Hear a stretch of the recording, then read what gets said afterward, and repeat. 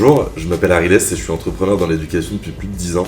J'accompagne notamment des lycéens et des étudiants dans leurs projets d'orientation en France et à l'étranger. Je pense que la principale différence entre le bac français et l'IB, c'est que le bac français est beaucoup plus spécialisé, là où l'IB continue de nourrir une approche plutôt généraliste pour les candidats.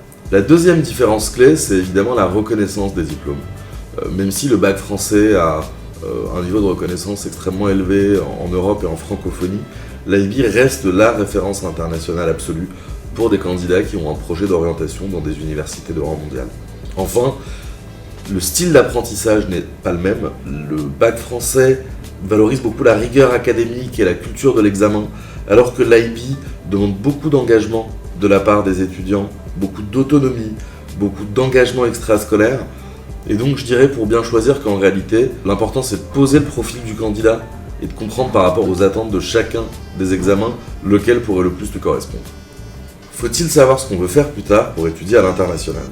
Pas forcément.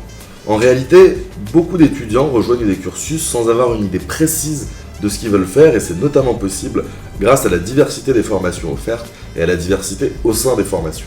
Je pense que tant qu'on n'est pas forcément au clair sur ce qu'on a envie de faire, il y a des stratégies qui peuvent être mises en place et il ne faut pas hésiter à profiter de l'ouverture offerte par certains systèmes éducatifs, notamment dans les pays anglo-saxons ou aux Pays-Bas, qui permettent aux candidats de se spécialiser progressivement. Enfin, il reste très important de se donner le temps, de rester ouvert d'esprit, curieux et d'être motivé à l'idée de nouvelles expériences. L'orientation, contrairement à ce qu'on pense, c'est pas quelque chose d'ancré dans le marbre, mais c'est quelque chose qui se construit tout au fil du parcours du candidat.